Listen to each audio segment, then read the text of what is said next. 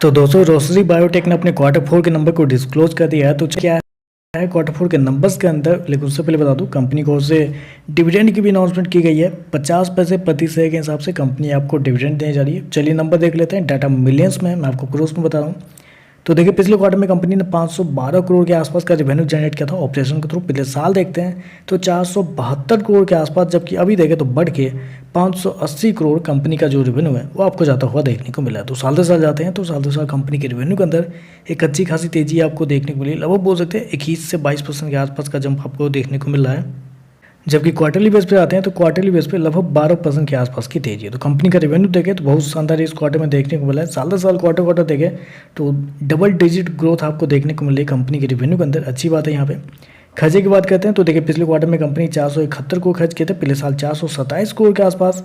जबकि अभी देखें तो कंपनी खर्चे 533 करोड़ आपको जाता हुआ देखने को मिला। तो खर्चे देखें तो खर्चे हालांकि थोड़ा सा ज़्यादा इस क्वार्टर में देखने को मिल रहा है। स्पेशली आप खर्चे सब जगह पे ठीक है। कंपनी के कॉस्ट ऑफ मटेरियल देखें उसमें कोई दिक्कत वाली बात नहीं है, सही है। एक ही जगह पे कंपनी ने इस क्वार्टर में थोड़े ज़्यादा पैसे लुटा दिए हैं, कह सकते हैं आप, जो कि अपना अदर एक्सपेंस में देखें तो कंपनी पिछले साल 4.5 करोड़ रुपए कंपनी वहाँ पे 45 करोड़ रुपए कंपनी ने वहाँ पे खर्च किया था, जबकि यहाँ पे देखें लगभग 73 करोड़ के आसपास है। तो कंपनी के अदर एक्सपेंस पिछले साल के मुकाबले 50% के आसपास ज़्यादा देखने को मिल रहा है। क्वार्टरली बेस पे भी अदर एक्सपेंस आपको बढ़ता हुआ देखने को मिला। तो अदर एक्सपेंस की वजह से कंपनी की जो नेट एक्सपेंस जो है वो थोड़े से ज़्यादा देखने को मिल रहा है, क्योंकि रेवेन्यू आपका 22% बढ़ा है और कंपनी का खर्चा जो है वो लगभग 25-26% बढ़ता हुआ देखने को मिल रहा है।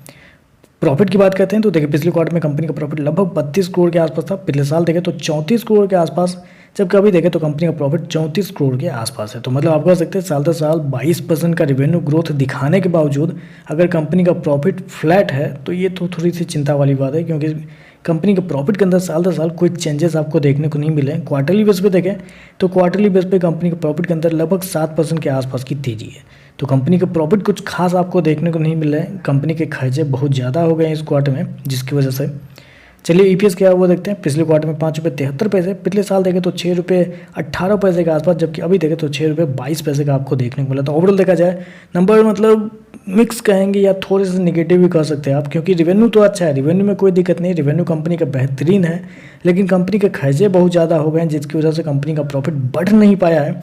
और कंपनी का प्रॉफिट बढ़ नहीं पाया तो इसका मतलब क्या है, कंपनी के मार्जिन आपको गिरते हुए देखने को मिले।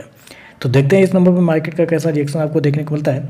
आज के लिए बस इतना ही। वीडियो पसंद आए तो लाइक कीजिएगा, साथ में साथ चैनल को सब्सक्राइब जरूर कीजिएगा। धन्यवाद।